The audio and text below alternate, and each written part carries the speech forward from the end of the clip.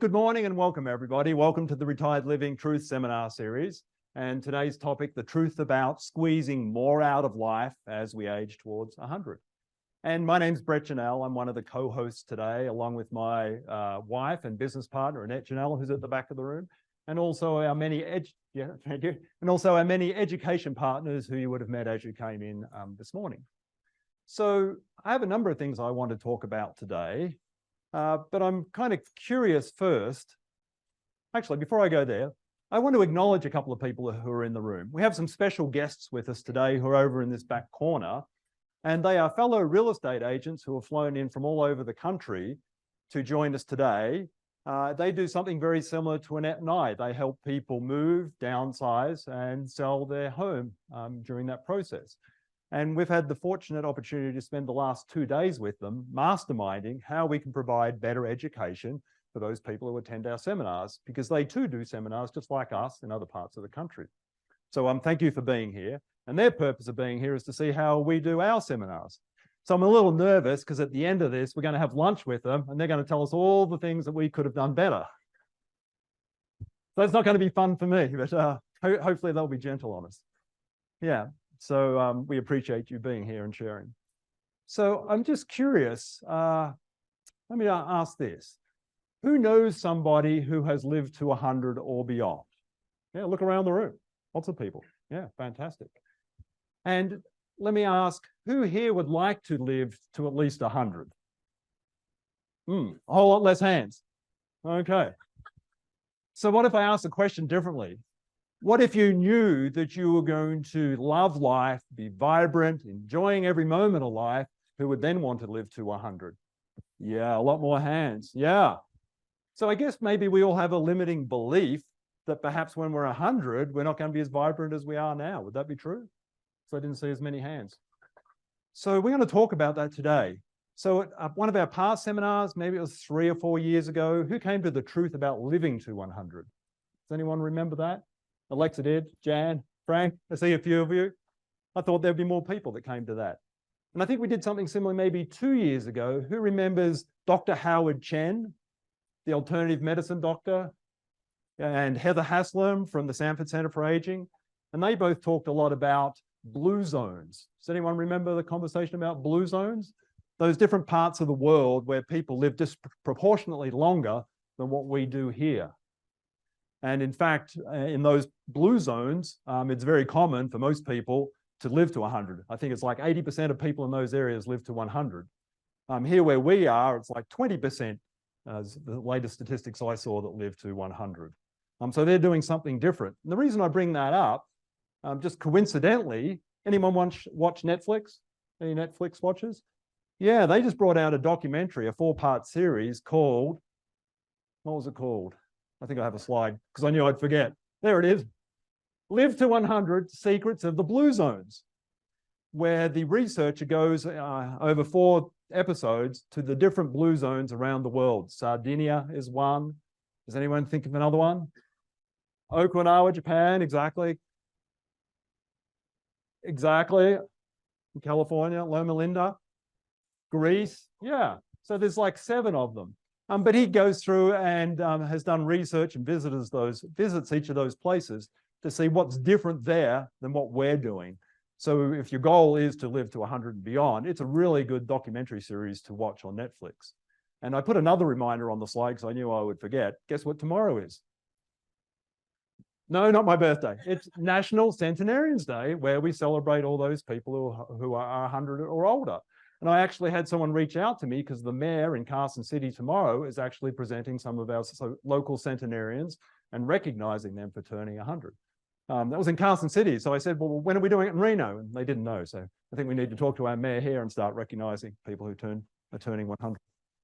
So just a little bit of housekeeping for those who are new here.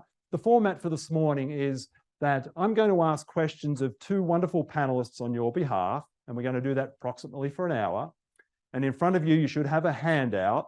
And as I'm asking them questions and you think of questions, I'd ask you to write down those questions. And at 11 o'clock, we'll open it up to you, the audience, so you can ask whatever questions you have of the panelists. So just hold off on your questions until we open it up. If you wouldn't mind, just write them down.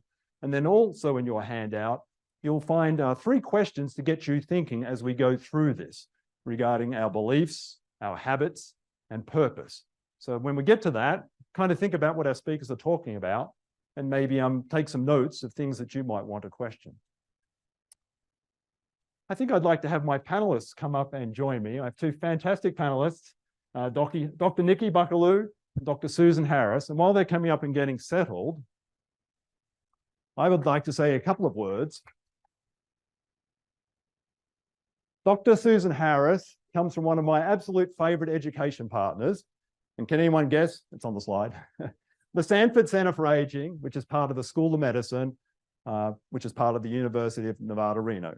And Sue and I have had a number of conversations, and she's an absolute wealth of information. And I wish we could have all day here with her, because she is an educator and she could teach us so much if we had the whole day, but we only have an hour and a half with her. So we'll squeeze as much out as we possibly can. And then I have another special guest who came all the way from Oklahoma City to be with us, Dr. Nikki Buckaloo. And I'd like to recognize Nikki because she's been instrumental in us actually being here doing these seminars. If it wasn't for Nikki, none of us would probably be in this room. And let me explain why. So back in the early 2000s, Annette and I did real estate in the Bay Area, San Francisco Bay Area, and we were successful. And in 2010-ish, I think it was, we hired Nikki as our business and real estate coach. And she helped us transition from regular real estate, which we still do, but she helped us transition to focusing on helping our senior clients who are in the process of downsizing, moving, and selling the home, because it's totally different to someone who's younger that's doing it, as you, I'm sure, all can probably appreciate. And then so Nikki helped us with that. And then about 5 years down the track, maybe 2015, Annette and I decided we really wanted to be here in Reno. So my wife, Annette, was born here. What was the hospital called back then? Washoe Medical back in the day. And Annette graduated from UNR. She's a graduate. And her parents lived here. So we wanted to be here, and she always wanted to move back here. So we did that. But the idea of starting a business over again is kind of daunting, a real estate business, not knowing anyone other than her mum and dad, and they had no intention of moving whatsoever. So we had 0 clients. So Nikki helped us work out how we could get in front of a lot of people so they would know what we do.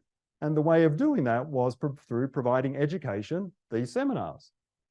So here we are today with the help of Nikki and her husband, Chris, who's at the back of the room taking photos, helped us develop this concept of doing seminars and educating and empowering people to have much better lives. So that's why we're here today. And let me just ask, who thinks the seminars are a worthwhile add to our community?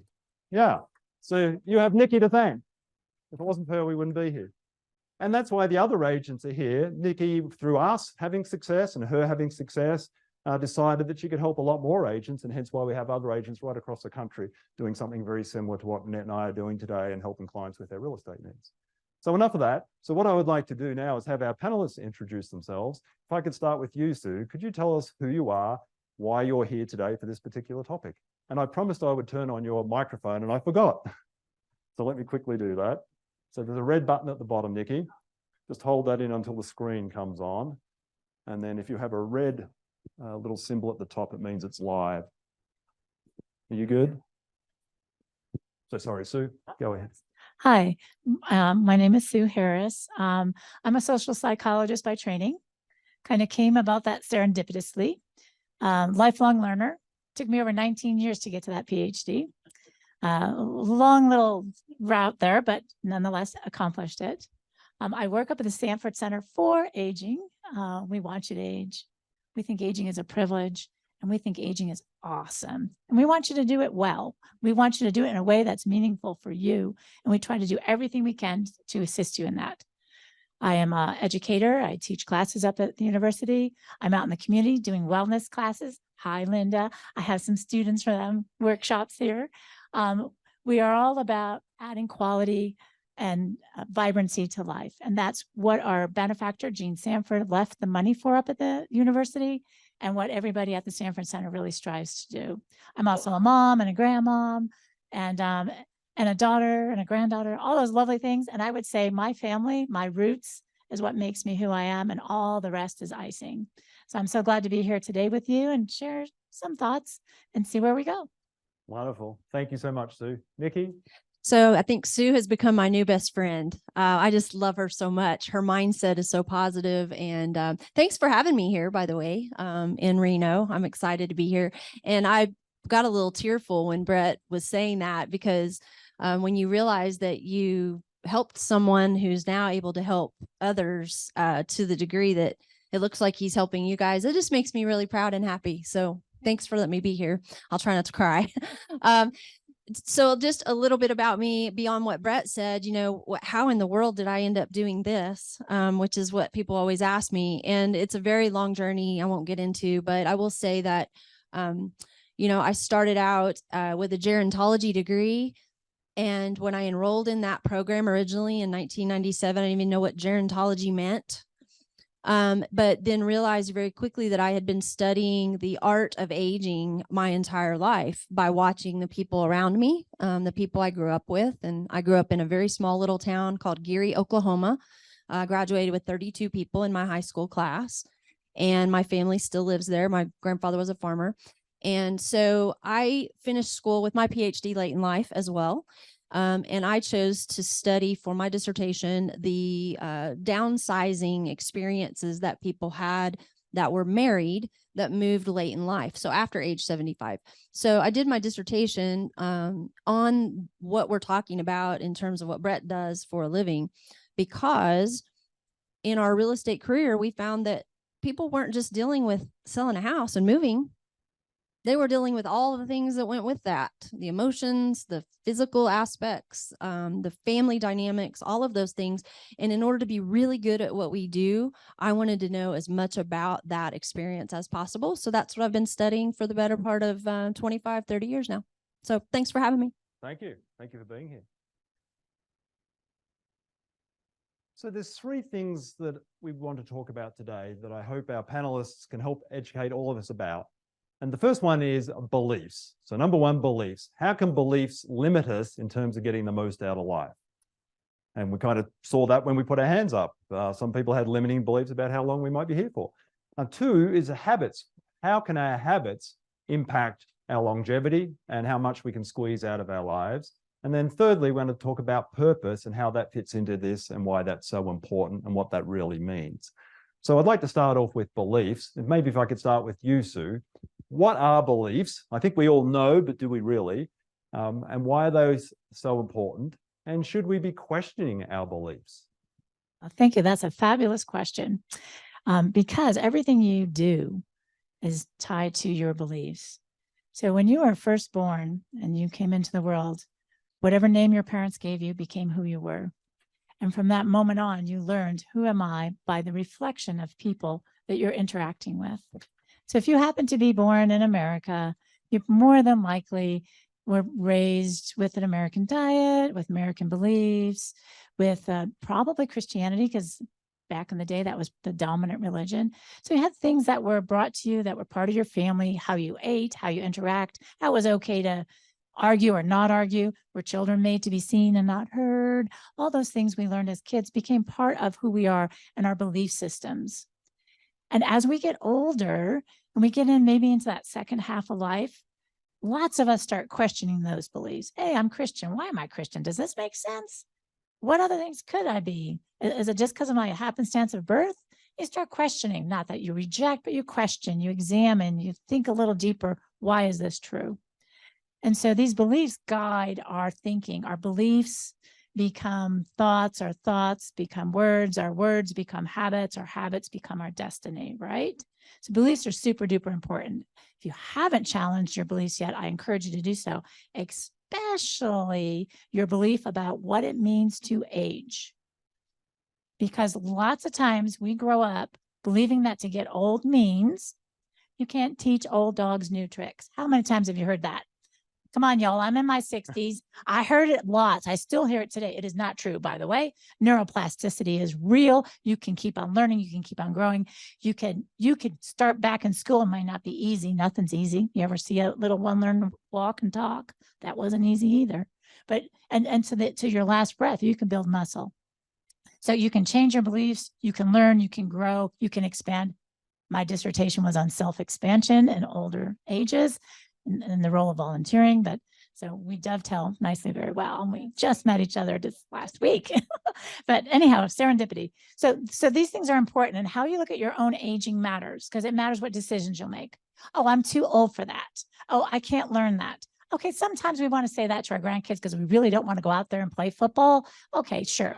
That's cool. But know in your heart you can. If you want anything you want to do, anything that you think about might be fun or interesting, if the very first thing you think of is, I'm too old for that, I'd say take that belief, put it over here, and then think of other reasons why you may or may not want to do it.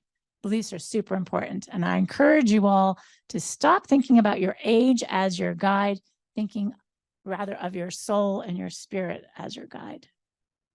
Thank you, Sue. And on the second page of your handout, we have those questions regarding beliefs. So as you hear Sue and Nikki talk, if there's a belief they bring up that you think you need to question, maybe just jot it down. So when you go home, you can kind of reflect on, well, where did that belief come from? So we want to cover a couple of areas that we mentioned in the write-up for this topic, and they were on aging itself, age, what are our beliefs around that, money, housing, health, and healthcare are the main ones, and I'm sure we'll touch on some others. And Sue just touched on age. Did you have anything you wanted to add first, Nikki, to beliefs? And then secondly, in your experience, some of the other beliefs you hear people talking about regarding age? Yeah, so Sue and I were talking earlier.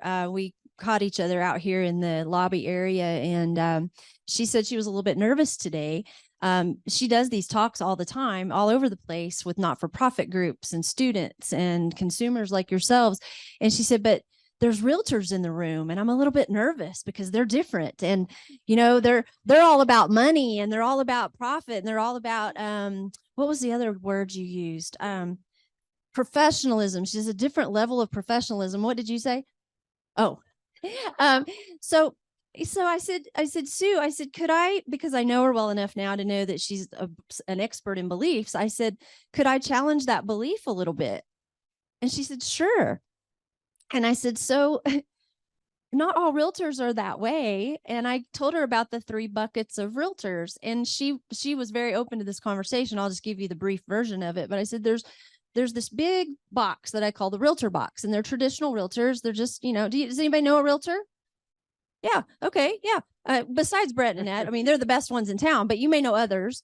But everybody says, oh, I know realtors, and this is where I put them. I put them in this box right here. And whatever it is you believe about realtors, whatever that is, you put them in that box. And I said, but there's actually a couple of other boxes that you put realtors in as well. And you may not know about those boxes, but we in real estate, we know about this little box. It's pretty small, and there are some realtors in it, and even realtors don't want to be around them. Those are real estate agents that are probably not ethical. They work on the fringe of the gray area a little bit. They may not be somebody that you really want to do business with, right? It's a fairly small box, but it's out there, and we all know about it, and we try to avoid it. But then there's this other box of realtors that I call it the CSHP box, because that's the certification we have. But it's really more about, we specialize, and we specialize in, like Brett and Annette, helping people downsize, not just their house, but educate them on the whole process. And I said, that box, Sue, is more like a not-for-profit group. Right? They're heart-centered. They care about people. And then the house is kind of a secondary issue. It gets dealt with because, well, it has to be dealt with. And that may be where we make our money. But at the end of the day, this box of realtors is your people. These are your people. And then after you met them, am I right? They're my people. They're your people. But it was so interesting because here's this expert in beliefs, and she knows a lot about beliefs, and yet here she had this belief that was limiting. It was going to affect her presentation, I'm afraid, because you felt differently than you normally present because of different people in the room. I thought, isn't that interesting? We sometimes don't even realize that we have this belief, and then we don't realize maybe how it's affecting us. So thank you for letting me throw you under the bus on that. Sure. Right. Yeah. But it's interesting about the aging to 100 thing. I'll just share this quick story, and then we can move to your next topic. But when Brett asked me that question, I recalled being in 1997. I was in my 20s, and I said, I'm 52 now. So just in case you're wondering, since she gave her age, figured, all of us, I'm so proud of my age, because my pastor told me when I was 25 that you didn't really get mature until you were 50. So I couldn't wait to be 50. I could not wait.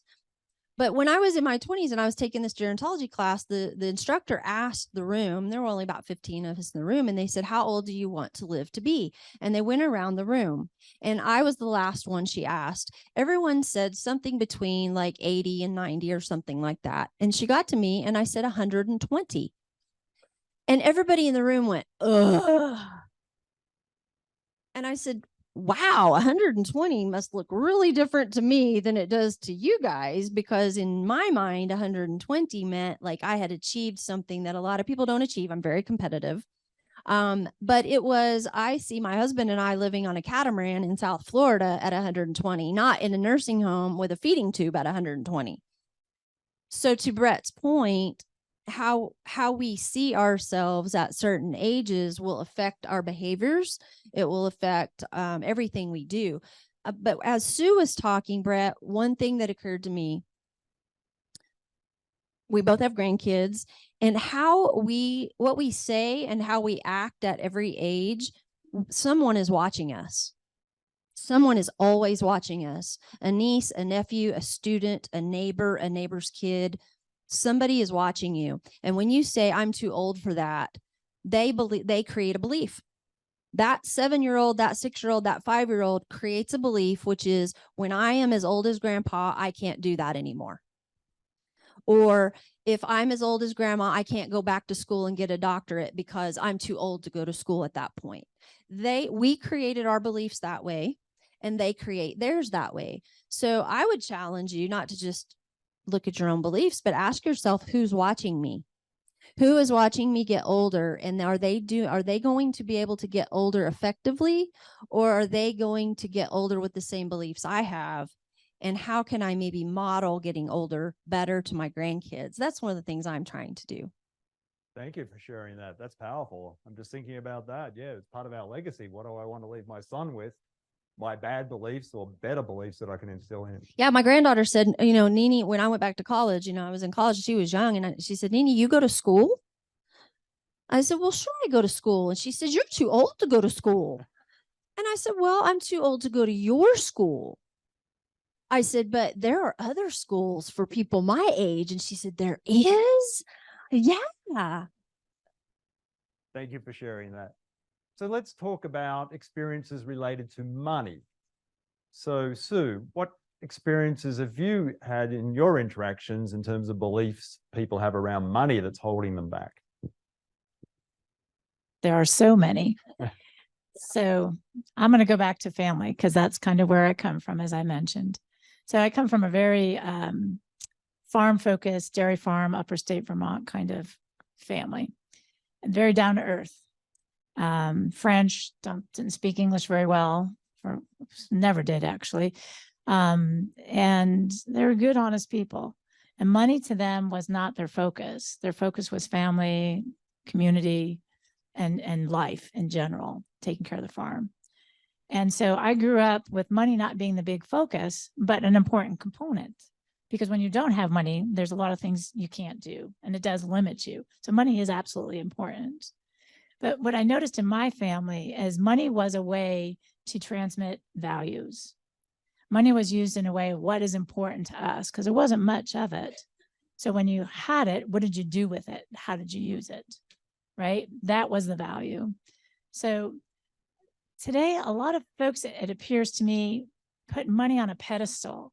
Like, what am I going to leave my kids?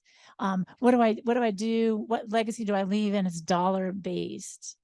And to me, there's so much focus on money right now, especially in our economy. We won't even go into what's going on in the news and budgets and all that stuff. What does the money actually represent? It represents, in a way, power.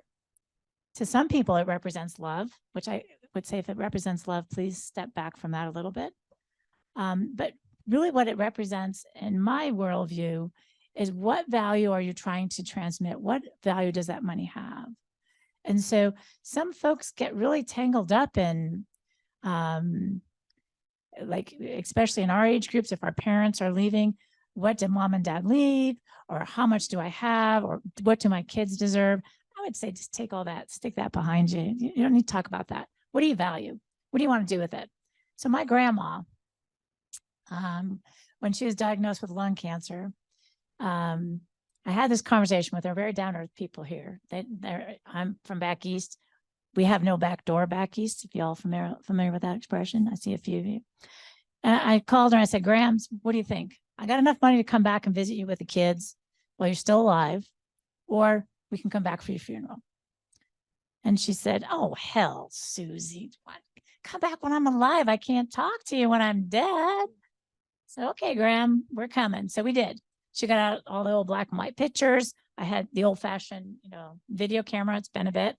And had the pictures. She told stories. My kids sat there and laughed. They cried. They learned about their grandmother and that video. So now I'm showing that to my grandkids as well. Her great grandkids, her great great grandkids, actually, because that would be another generation.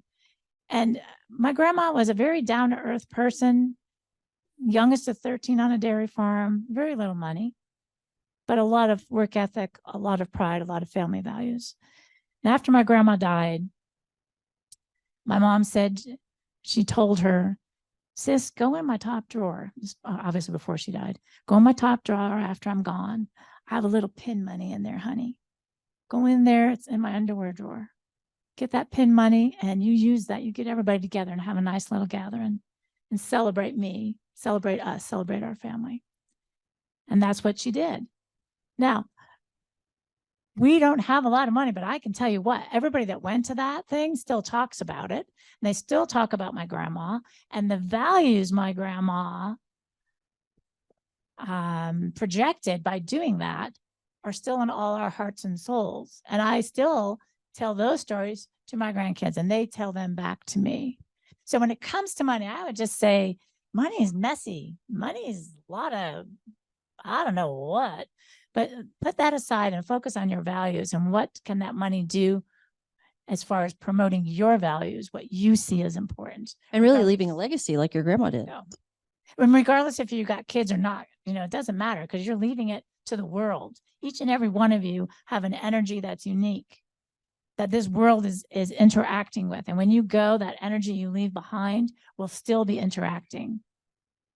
I think we have a tendency at times to underestimate how important each and every one of us is. So to you, my dear, sorry, I talked too long. No, you're great. Brett, Thank you for sharing that, Sue. Your story. that's hard to follow, by the way, just to say, no. So Sue said everything that needs to be said, I think, about that sense of values. So I'll just, I'm going to go a little different direction. I thought about three things related to that question. And one was that how we manage money. It's not about how the money itself, it's about how we manage it. And one of the things that I realize in dealing with people that are, especially when they're selling a home, obviously all these years we deal with people who are selling a home and they oftentimes have their home paid off. And so they have equity in their home.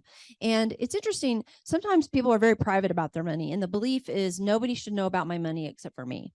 And then so what happens is, I'm going to tell you just from the perspective of someone who has aging parents, if you have kids or if you have people in your life that care about you, if they don't know anything about your financial situation, they are worried about you for the most part. Now, even if you have millions of dollars in the bank and lots of money in your house or whatever, if they don't know that, I'm going to tell you, I do a talk on communicating with your adult children. And what I'll tell everyone in the room is this: your kids are talking about you, whether you want them to or not. They're having conversation with their friends at dinner. They're having conversations with people like us about their parents. And it's because a lot of times the belief that I'm trying to challenge here is it's nobody else's business how much money I have or what I do with it. Does anybody believe that? I believe it. I mean, there's a certain part of me, but when we think about living to be 100 or older, will we be able to effectively manage that money in a way that it should be managed? Now, I know Brett and them have done lots of seminars on scams too, right? The older we get, sometimes the more assistance we might need with managing that money. Not always. I don't want to create a limiting belief, but I have seen enough people who do not have their estate planning paperwork in place. So their kids, they have a stroke or they have a fall and they're in the hospital. And guess what? Their kids have to help them pay their bills. but they don't have a power of attorney to be able to talk to their bank or to get into their bank account or to do the things they need to do for them. So for me, that belief can be a problem, not bringing your trusted advisors in on your financial situation. So that's just one. The second one I wrote down was, I'm going to outlive my money potentially, so I need to hang on to all of it, which means I'm not going to have any fun. And I'm, to the degree, I know people who have millions of dollars in the bank. They are not going to outlive their money, but they will not order a piece of pie for dessert because it costs $6.23. I know people who will live in a house that is falling down around them rather than move into something that is suitable for them because they don't want to spend the money in today's real estate market because of the prices. I know people who will not move to a retirement community because it costs too much, regardless of how much money they have, because they think that the rents are too high. So if you have a lot of money, there are different problems, different limiting beliefs than if you don't have much. And so I would say my solution, I'm a solution-based person, so I have to give solutions for those two problems. The first solution, if you didn't hear it already, is make sure somebody you trust has knowledge of your financial situation and the ability to help you manage it should something happen to you and you need that help, either temporarily or permanently. The second solution is have a financial planner sit down with you. We have so many great financial people out there. If you don't have somebody, you may not realize your house probably appreciated significantly in the last several years. Amen to that, right? But as a result, you may be living a lifestyle that you have plenty of money to live a different lifestyle, but you're so frugal that you're not having fun and you're not living life. Go talk to a financial planner. They'll plug all that stuff into a spreadsheet and tell you if you can pay for that piece of pie or not. And I can't tell you how many people I've talked to that don't know if they have enough money to take a trip or to take their kids someplace or, you know, how much to leave their kids. So my second piece of advice is talk to somebody who can give you good financial advice about maybe how to live a better life than you currently live. And then the last one, Brett, and then I'll let you have the mic back, is the inheritance issue. And man, I'm telling you, this inheritance issue is driving me crazy. How many people I've talked to, I can't even tell you, who I sit down in front of them and they say, I know I need to sell this house. It's way too big. It's more than I can manage, but I plan to leave this house to my kids. We never hear that. Never? No. And my first response in my mind is, well, first of all, your kids don't want your house. They don't want it. They have their own house. The second thing is, what they do want is the money that's in your house. They're going to sell that house. They're going to call Brett. They're going to say, you know what? I need to sell this house. Matter of fact, I don't even want to see it. If you could just empty it out and sell it and send me the check, that'd be great. So really what you're saying is you don't want to leave your house to your kids. You want to leave them what? The money from the house. I get that. Okay. So here's the deal. I have a lady, true story. She's living in a house that she can't manage. She can't even really, she couldn't afford her prescriptions at the time. Her son was sending her from out of state money every month to pay for her prescriptions. And I sat down with her and I said, well, okay, let's see if we can solve this problem. And I said, maybe selling this house is the solution. I don't know. It might be. And she said, no, I'm planning to leave my son this house. And I said, but your son is sending you $400 a month for prescription drugs. And she said, yeah, that's my way of paying him back. I said, well, what if we could pay him back now? What if you could, because by the way, because he was sending her that money, she felt very dependent. She felt shame. She felt a great amount of shame. But she had all this equity in this house. I'm like, what if we could use the equity in your house, either by selling it or tapping into it, so you didn't have to get money from your son? And she said, well, I can't do that. I can't mortgage my house because I'm going to leave this house to my son. So I said, can we call your son? She said, sure. So we put her son on speakerphone. And I said, Michael, your mom and I are having this conversation. Now, this is the abbreviated version, right? I said, we're having this conversation. What do you think about this? He'd go, oh, my God, if you could get her to sell that house and move someplace she could afford, that'd be great. I looked at her. She looked at me. We're on speakerphone. I said, you heard him. She said, thank you, honey. We hung up. And guess what? That was the end of that conversation. But they had not had that conversation. And her belief was that she needed to save that house for him. And you know what he was going to do the minute that she passed on? And he was going to sell that house. And so instead, she was able to be empowered and have the money. He didn't need to send her money anymore for prescriptions. He didn't care about the money sending. He had plenty of money to send her. It wasn't about that. But because she was asking for it, she felt old and dependent. And now she was able to do it herself. So I think sometimes it's having these conversations with people about what's important to them, because I can tell you right now, I don't want my dad's house. I do not want it. Matter of fact, I don't even want to go back to that little town to have to sell it when he sells it. But yet, guess what I'm going to be burdened with? That stupid house. Just saying. And while you're on that, Nikki, do you want all that stuff? I'm very bold, so apologize in advance if you haven't had bold panelists before. I'm going to be one of those. Do you want dad's stuff in the house? I don't want All any that of his stuff. we're No. keeping for our kids? Matter of fact, we can light a match. I don't know. No, I do want the pictures. No, there are pictures. And here's the thing, I don't mean to be disrespectful. Let me give you context. My dad and I've had this conversation, and he knows these things. And everything that it was my dad's that I would have wanted, I already have. Right? The things that were his mom's and his grandma's, my great grandma Gormley, all the things that were theirs, I already have. We've already had this conversation. So everything else that he has is just stuff. And I don't need it and I don't want it. Now, if we can sell it and get rid of it and give that money to my nieces who are in college now, that'd be great. But I don't need it. I've done well for myself. I told my dad, I said, Dad, you can be very proud. I've done well for myself. I don't need those things. I have the things I want. What I have is the memories. I have the legacy. Yeah. The stories behind those. The stories. Yeah. Because I do this for a living, I practice what I preach. And so Dad doesn't always like to hear that because he has some quilts that were Grandma Gormley's that he thinks I might want. But my dad smokes. And those quilts are in the house and he smokes in the house. I said, Dad, I don't want those quilts. And he said, why not? And I said, because they smell terrible and they have nicotine stains on them and I don't want them. And so we've had these conversations, guys. We're just very real with each other. And I would encourage you to be real with the people in your life, just like your grandma was. It's important. Thank you. So let's, I think we've kind of touched on housing.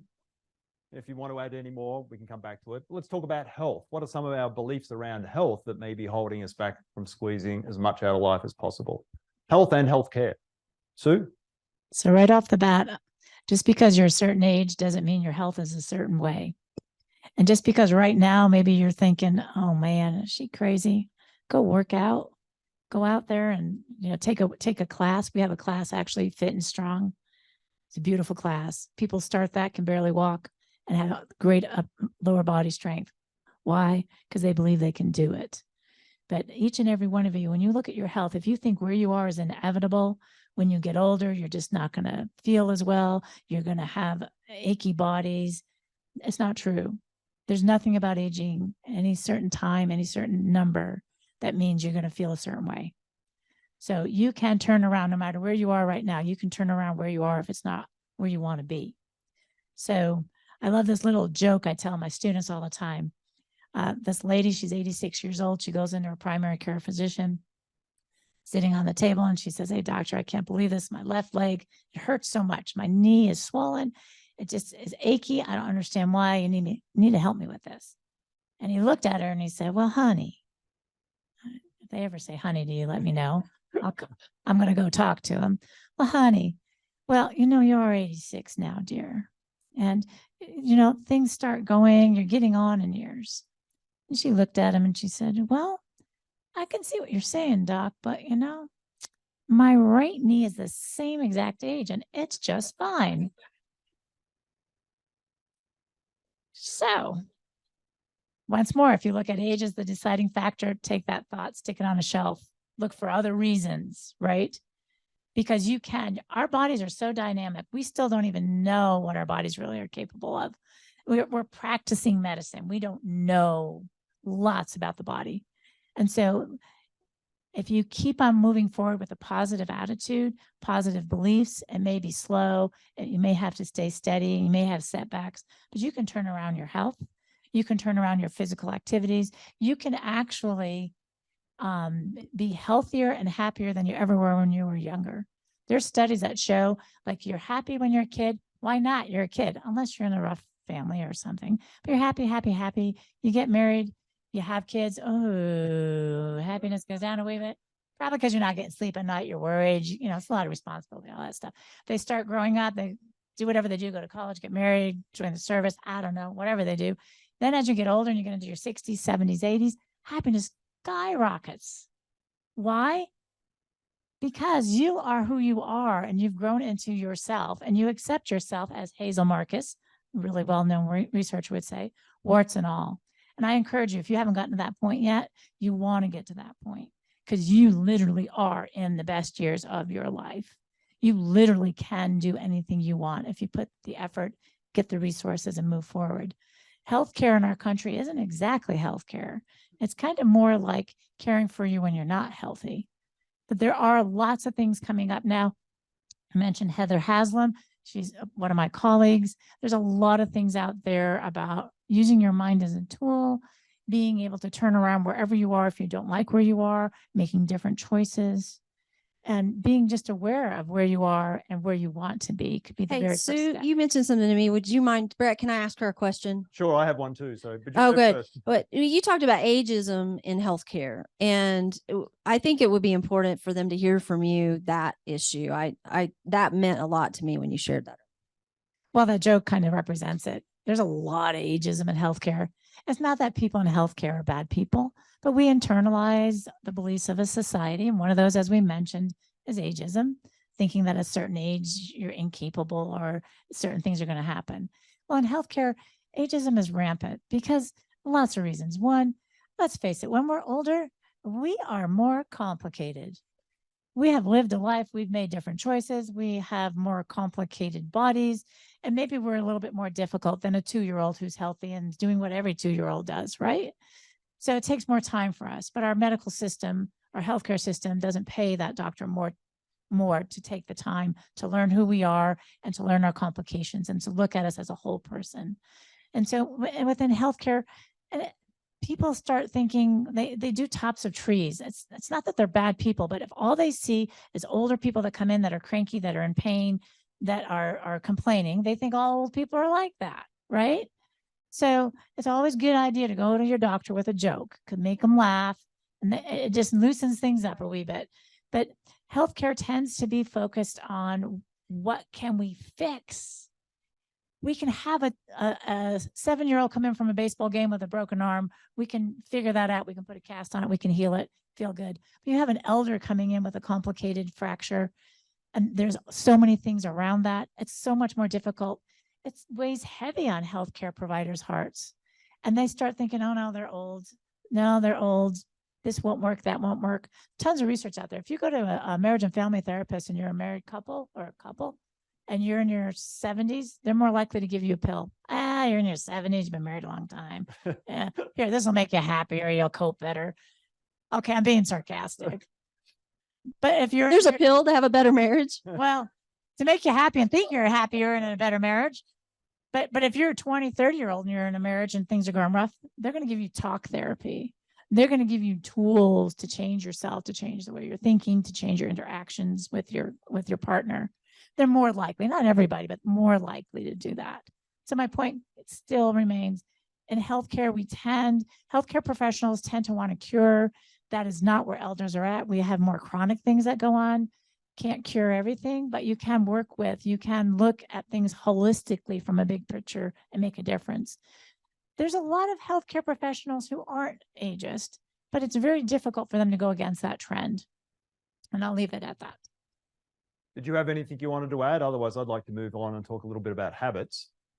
Can I tell a quick story? You can. It's about habits. Okay. And so it kind of segues. Yeah. So Ms. Lukowski, Helen, we moved her into a senior living community. Her son and daughter-in-law called us, made an appointment, went and met with her. She was 97 and she was living in her own home on a corner lot, beautiful home, very, very modest, but beautiful, terraced yard, with a lot of grass and a lot of shrubbery and a lot of maintenance. And she had lost her husband many years back. She's been a widow for a very long time, but she was managing very well. But most recently she had been falling. But when she fell, it was in her yard. It was, she'd be out in her yard and the grass was thick and she would fall in her yard. And so her kids convinced her to move to a senior living community. And so she agreed for her kids. She really didn't want to, but for her kids. But she had an exercise habit. The reason she was 97 and still active and working out in her yard is she walked a lot, and she would walk her neighborhood, and she was very healthy. And when I would go to help her downsize, she would run circles around me. I mean, she could stay, we'd take a break and she'd say, okay, time to take a break. I said, okay. So we'd take a break. We'd go in her kitchen and she'd get me a piece of cantaloupe and some Kool-Aid. We had a piece of cantaloupe and Kool-Aid, and then we go right back to work. So when Ms. Lukowski moved to a senior living community, she lived in an independent living apartment at a continuing care retirement community. And she decided for herself that she was going to continue to exercise, but she was concerned about the falling. So she walked 5 miles a day in the hallways of this independent senior living community, 5 miles a day, without a walker, without her hand on the rail. She just walked. And then she decided that she had neighbors where she lived before. And so she always had people, when she walked, would stop and talk to her. Well, so she decided she wanted to do that as well. So she decided to start volunteering her time in the long-term care part of her community, which was under the same roof. So after her 5-mile walk, she would go down and sit and visit with the residents who were not able to walk and get out and about. And so she spent a couple hours a day volunteering. That was her habit. She died a month or so before turning 100. She had been sick for a grand total of 2 weeks. I don't think they really knew what was wrong with her. I think she was just ready to go home. But she is my role model. And so I think about people like her, Brett, and when I think about health and healthcare, she took 1 pill, but she walked 5 miles a day and she talked to her neighbors all the time. And I think, okay, habits. What habits do we have? Are our habits sitting in our recliner for 5 hours a day, or is our habit to get out and walk 5 miles a day? Great point. So that's a great transition into habits. And I like what you were talking about. So it sounded like our beliefs and then our habits can become self-fulfilling. If we think we're unhealthy and we keep our same routine, we're never going to change, are we? If we're sticking to that belief, well, I'm always going to be unhealthy. Yeah. So in your experience, Sue, what kind of habits, I'll come back to those, have you seen that people could perhaps look at challenging or explaining, challenging to change their trajectory in life to get more out of life? So I'd say the biggest habit you might want to look at is your mind. I would say notice your thoughts. Take some time, just maybe even jot down, what am I thinking? We think over 70,000 thoughts a day on average. That's what brains do. Our heart beats, our lungs breathe, our mind thinks. What are those thoughts you have? Notice your thoughts. Make a habit of noticing your thoughts. Maybe make a habit of sitting still and just breathing and letting your thoughts go. Just being still. Just sitting there and being still. Just noticing your breath. Those 2 habits alone are going to give you information about yourself uniquely that can give you what you need to do whatever it is you want to do in life. So lots of times we think thoughts we don't even examine, and we just go on autopilot. That happens all the time. So if you're aware of them, then you can start asking yourself, oh, gee, look at these thoughts I've been thinking. I habitually think negatively. I can say that because I do. I'm from back east. We have a way about us. We can say, I love you, and it sounds like we just told you where to get off. Just saying. It's the East Coast. I'm just go with it. Trust me on it. And so noticing those thoughts and then changing those thoughts. And those thoughts, when they change and when you can be still with your own self, with your own mind, your life starts changing. Now, I'll tell you this. Now, there's lots of examples out there of people live to 100 and beyond and healthy and all this great stuff, and it's all valid.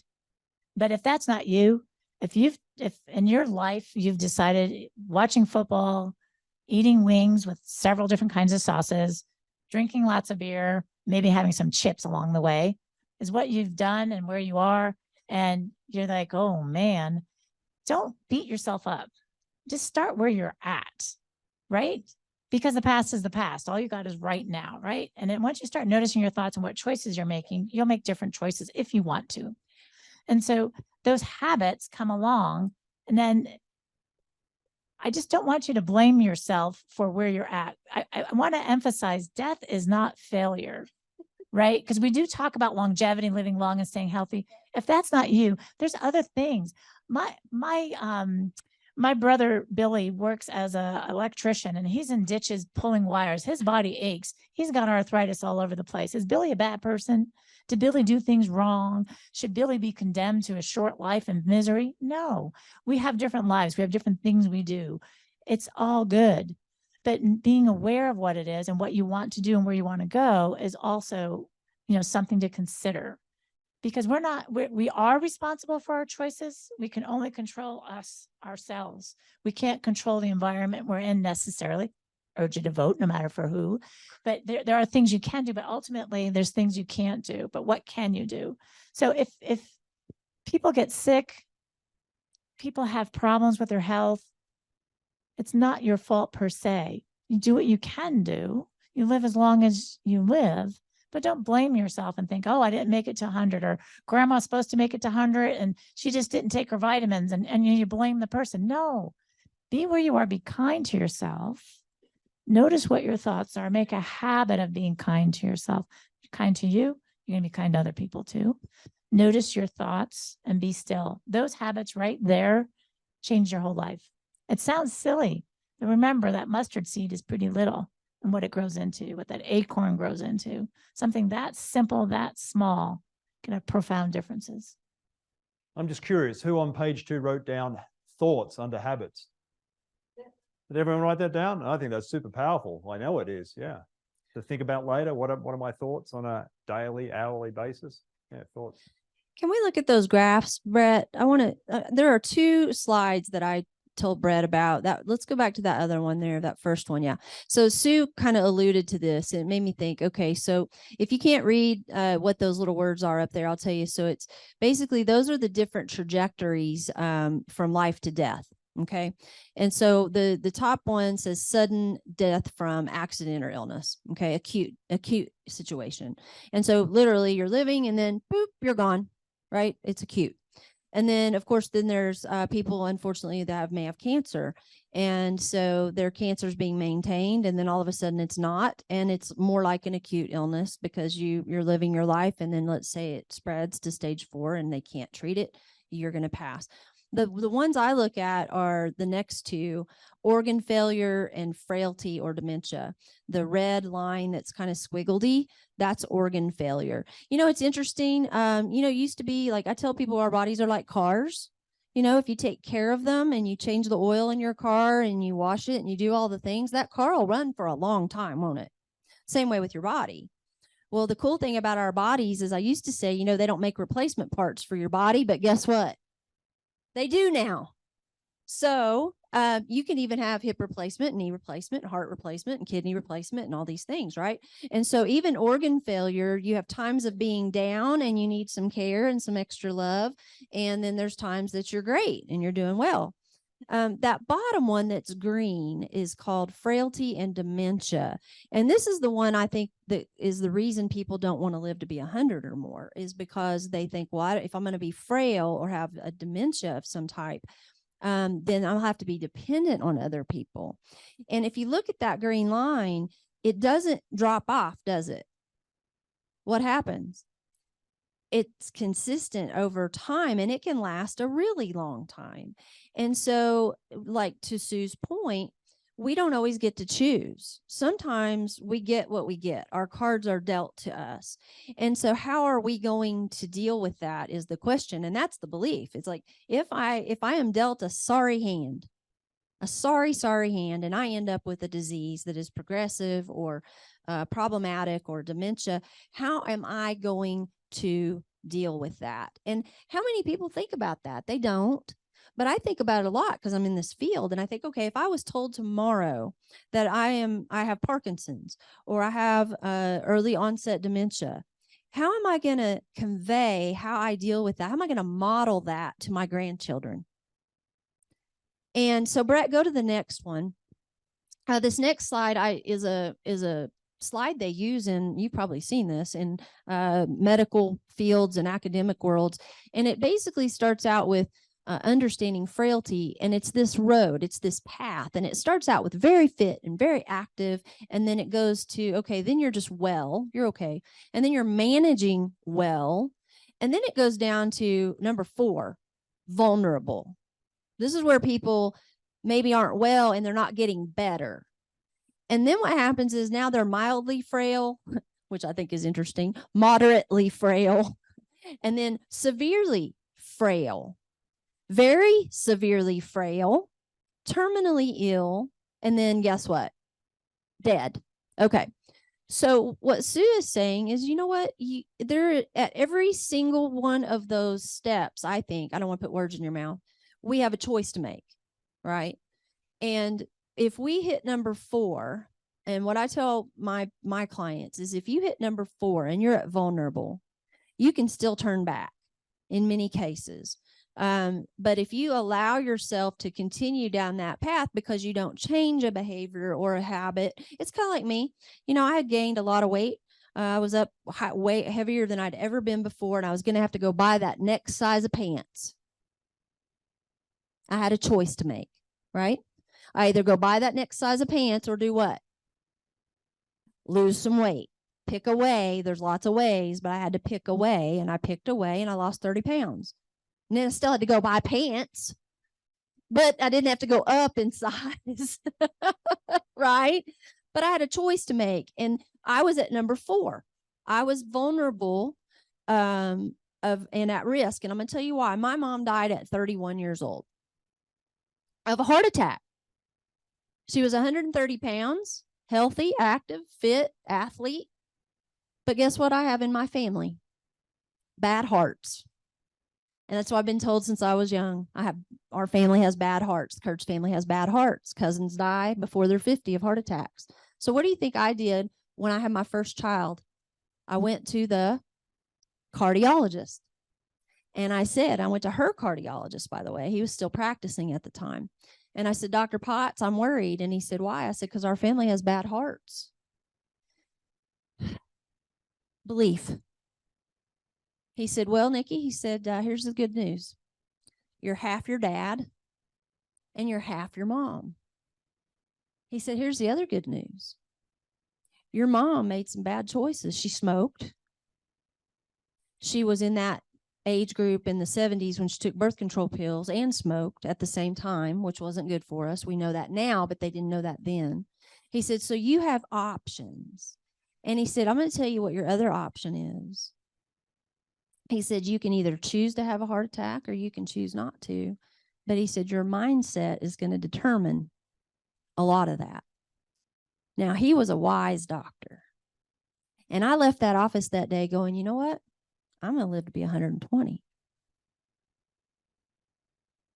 That was a belief change. And it was because I was at about number 4. I was feeling vulnerable. I was scared.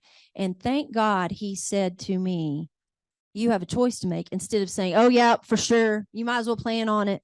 You're going to die before 50. And that's, some of them say that, right? And so I would say to you, when you see charts like this, and you'll see them hanging up in doctors' offices and stuff, you tell them to go to hell. Seriously, that is not my life is not going to look like that.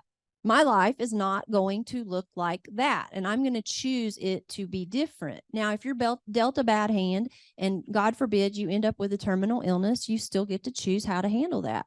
But I was so thankful for that doctor. And I look back now and I think, had he been any other doctor, I may have made different choices. I don't smoke. I never took birth control pills. I make sure if my weight gets out of control, because it does, I get back in check. But most of it's up here, right?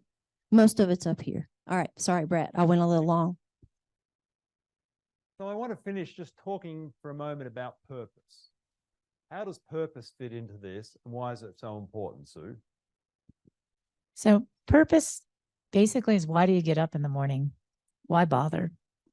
What is it? I like to say to my students, what makes your heart sing? So purpose can be, well, generally purpose is very individual. It's very personal, but purpose is the why. Why bother? Why get up? Why do anything? There's a lot out there these days on like finding your true purpose and a lot of different ways of approaching that. I kind of lean towards do what you enjoy, what brings you joy, what brings your heart, that song, that feeling of happiness. And that's probably pretty close to your purpose. There's some thinking in spiritual circles that we're each born with a purpose, that each one of us is individually unique and has a unique purpose, a unique reason for being here. I kind of lean towards that one myself, because nobody is exactly you, right? Similar, maybe really close, but not exactly you. So what is that you bring to the world? What is that purpose of you even being here? You can sit and think about that and, kind of explore that. But sometimes nothing comes. Sometimes it's just like, I have no idea. And that's okay too. So I'm going to tell you a little story about my godmother, Marilyn. Marilyn just passed away this last year. Big farm families. So my great-grandmother, who I grew up knowing, she didn't pass away till I was 17. My great-grandmother's first child was born 23 years before my grandmother was born. And her youngest child was Marilyn. My grandmother's firstborn child, only daughter, was my mom. There was 11 years between them. So my godmother knew my grandmother when she was pregnant with my mom. She babysat my mom. Is that so cool? I just love that. Anyhow, so she was my time chamber. I could get to the past and the stories through my godmother. These are very, very down-to-earth people. I can't emphasize that enough. So Marilyn, at 90, almost 91 years old, basically, whenever I talked to her regularly, and I took notes because I wanted to have the stories for my grandkids. She would say, Susie, I'm still alive. I keep on praying every night. God, let me die already. I want to go home. I want to see my mom. I want to see my husband. I'm ready to go. Please let me go. She says, and every morning I wake up again. She says, I have no idea why, but I guess God still wants me here. So that was her purpose. And it's okay. Like, when she did pass, her nieces, my cousins, basically said, hey, Susie, Aunt Marilyn finally got her prayers answered. I'm like, oh, did you go to Spirit? Oh, yep, last night. So, well, good for her. She's been wanting to do that for a long time. I'm happy for her. She went in her sleep. Sad for us because we miss her. But so the point to that is, like, purpose can be like grandiose. My purpose right now, for me, my purpose is to be a little bit of light in anybody's life that I interact with, whether I'm teaching, whether I'm talking up here, whether it's somebody on a bike path that falls off their bike and I sit with them for a half hour till an ambulance comes, whatever. Just did that last night, by the way. That's it. It's nothing grandiose. But some people have bigger purposes. Some people see, like y'all, you see a purpose in creating this organization where people can come to, where people have heart that'll help you navigate things at the end of life that really need to be looked at. That's really awesome. So there's a spectrum in there. But when all is said and done, it's why you get out of bed. Marilyn got out of bed in the morning because God didn't let her go home yet. That was her reason. And she is hilarious, by the way. But I will stop there at stories about Marilyn. But that's what I would say, how I approach purpose. Thank you. It's different for everybody, and it can change. We can have purpose, lose purpose, find a new purpose. Could you just talk just briefly, Nikki, because we want to go to question and answers. Just briefly, people who are maybe missing purpose for some reason, we're in the next stage of our life, our child's left, our grandchildren, whatever's caused our purpose to change. What are some things that we can do to maybe get re-engaged again and find some purpose? Any suggestions? Well, so the word purpose is a little bit is part of the challenge. I think when we think of purpose, that sounds so definitive, right? It's, I have to have a purpose. Like, really? Do you? Who said that? Who made it a rule that you have to have a purpose? I'm more about having a passion. What do you want to do? What do you love to do? What do you feel good doing? Do it. If you love biking, go biking. If you love hiking, go hiking. If you love is Jerry Springer still even on? Jerry Springer show or Oprah? You know, they're not even on. I don't even watch TV, so I don't know. But if you love that, if football is your passion and you love watching football, then you should probably do that, I guess, to your point, right? But what can you do to reignite it? I'm going to tell you what will not reignite it. And that is hibernating. But I'm preaching to the choir. Look who's here, right? You guys are here. You probably all have a pretty strong sense of why you get up in the morning. But if you don't, for some reason, I'll give you an example of someone that just called me last week really quickly. Her name is Phyllis. She's amazing. She had all these things going on in her life. And then her very best friend and I think it was her brother, passed within a very short period of time. And they were kind of her, partners in crime. They traveled together. They did stuff together, and she said, Nikki, I'm having a real hard time figuring out what to do next. Like, I feel, and she said, I think I'm depressed. Well, that. A lot of people won't say that. And I said, well, wow. Okay. So I said, first of all, thank you for reaching out to me. I'm not a therapist. She said, now, everybody. Surely you can find somebody who can help me. And she said, I've called the doctor's office. They don't take new patients. I've called this other place. They don't take my insurance. I've called the church. They only see members there, and I'm not a member there. And she said, so who can help me? I said, you know what? We need to find somebody that you can connect with, a person. We are designed to connect with people. And so if you aren't connected with people and you're here, let's say you're here and you don't know anybody and you're thinking to yourself, I come every month because there's people around and I need to be around people, then there are ways to plug in. And I'm sure Brett and Annette have plenty of ways. I know you do too, here in the community. But when I say plug in, it doesn't have to be a 40-hour-a-week volunteer job. It doesn't have to be a job. It can just be reading to a first grader at school once a week. That could be what you do next. Or it could be a greeter at Walmart. I don't know. But you have to be around people. And if you have a friend who is struggling because they're hibernating and maybe they can't get out because they don't walk well or whatever, then I would suggest that human contact is the key. Human contact. Until you figure out what it is. Everyone goes through the doldrums. I think we've all been through those. But you should pull out of those doldrums, right? Those doldrums shouldn't last forever.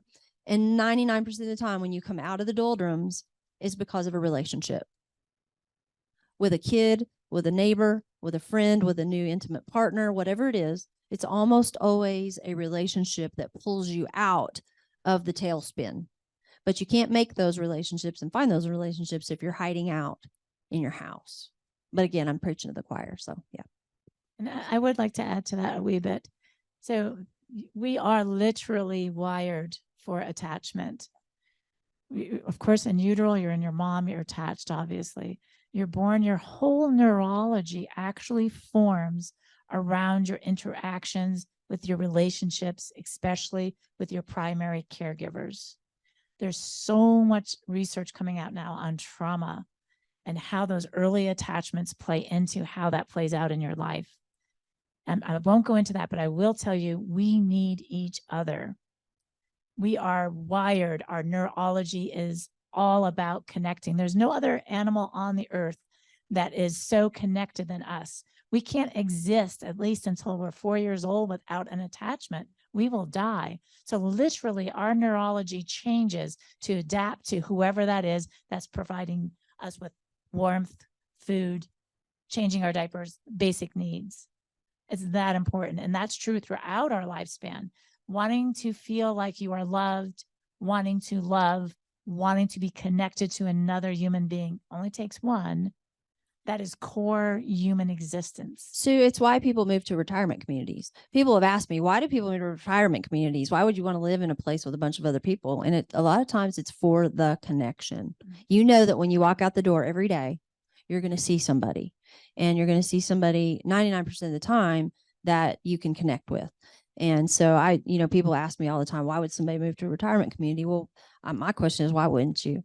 There's a retirement community in our area that, they have more fun than anybody I've ever seen in my entire life. Matter of fact, I'm looking forward to being 62 now when I qualify to live there, because they have a rowing team and they go row down the Oklahoma River. And matter of fact, we're going to see them on the 29th, right? Is it called rowing? Yeah, they row, and they have a dragon boat and they have more fun. I'm telling you, I cannot wait.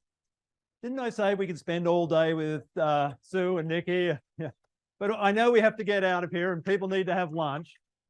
So who does have questions? Over here. Thank you. Someone mentioned the Blue Zone people,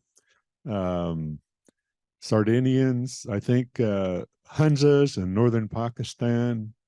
What do these people have in common? Do I have to go to walnuts and apricots the rest of my life? So the Blue Zones is a very popular topic these days. Dan Buettner, with the backing of National Geographic, has this long journey. Google him, YouTube him. There's great stuff out there. But basically, what he did is he found the 5 spots in America or on Earth where people live to over 100, and the large percentage of the population lives to 100, usually with very good health. So compressed morbidity. And so basically, no, you don't have to just eat apricots. But the thing about what these blue zones are, where people do tend to live longer, is multifaceted. It's generally a plant-based diet. There is some meat, but meat isn't the big focus. We know from research, you eat red meat more than once a week, you're probably putting yourself at higher risk for heart disease. But that's a different road we'll go down. But basically, community, connection, feeling like you belong, feeling like you have purpose, moving. Almost all of the blue zones where people live is vertical. So they're not just horizontal, taking it easy, not getting their heart rate They up. climb. They climb. They do Stairmasters every day. That's just the environment they live in. And so they're physically active, they're connected, they have plant-based foods, they eat whole grains, they don't eat processed foods. And if you watch any of those videos or learn about that, y'all are of that age group. We all grew up where you had dessert, it was made at home. All the meals were made at home. We didn't go out to restaurants. We had sweets when it was a birthday or a holiday. You know the difference between then and now. That's a big part of the problem. These 5 places on the earth, they don't eat processed foods. So there's simple, basic things your grandma probably always said when you were a kid.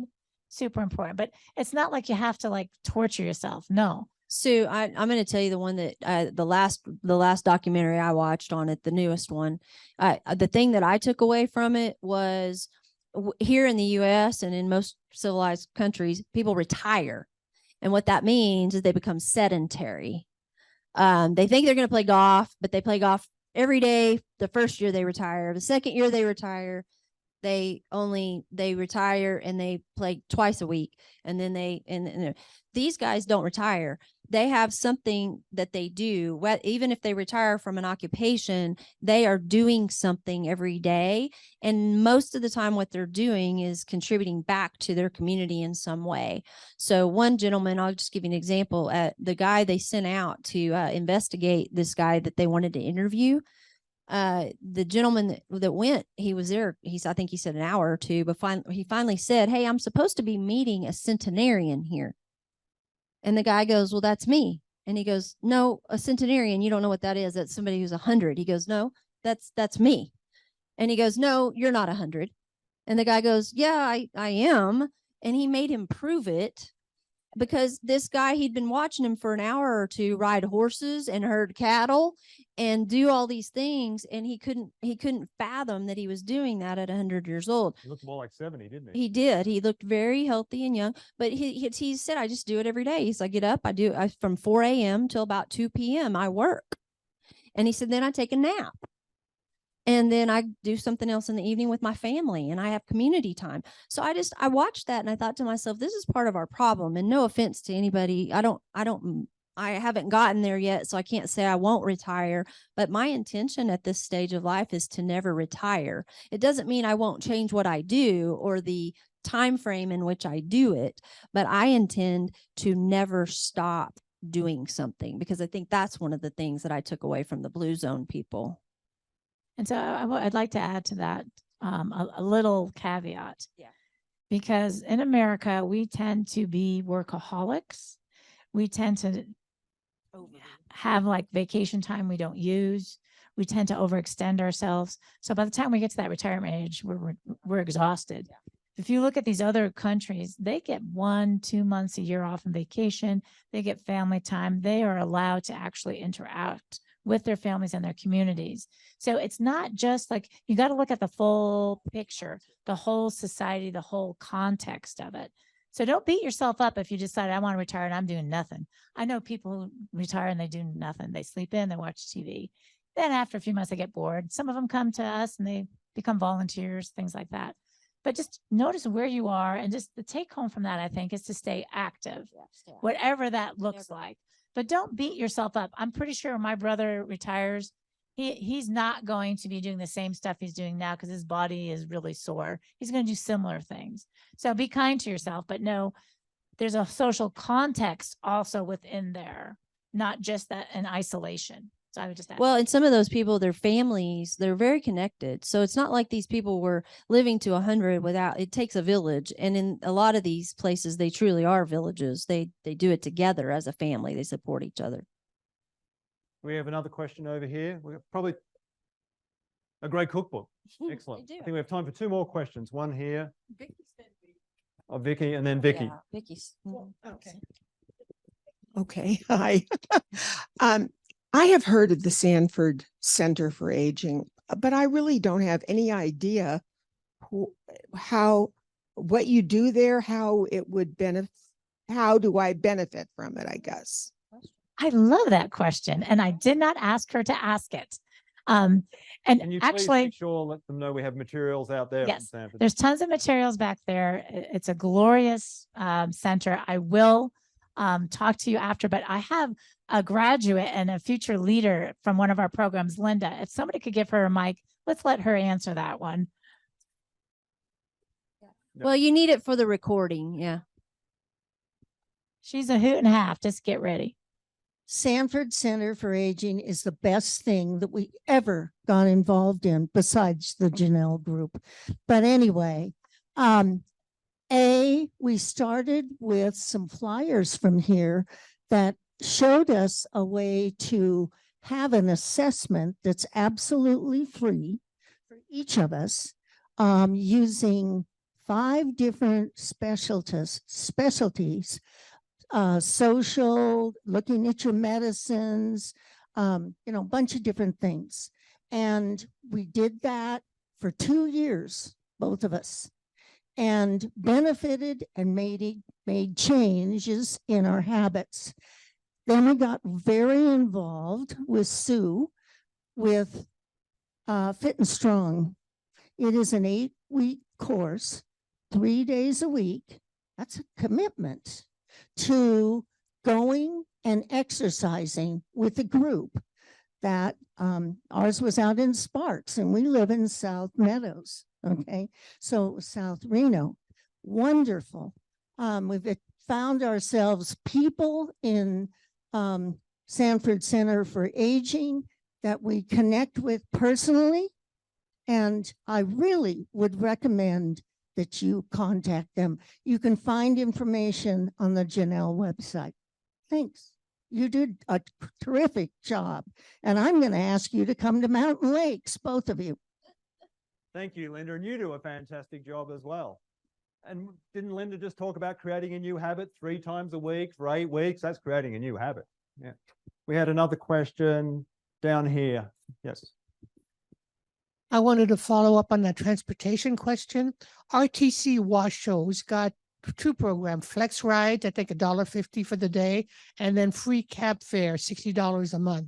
But look it up, it's RTC Washoe, and if you look at it, yeah, there's some things available. Thank you. Do we have any last questions? Time for one more if we have it. Otherwise, we'll just wrap up.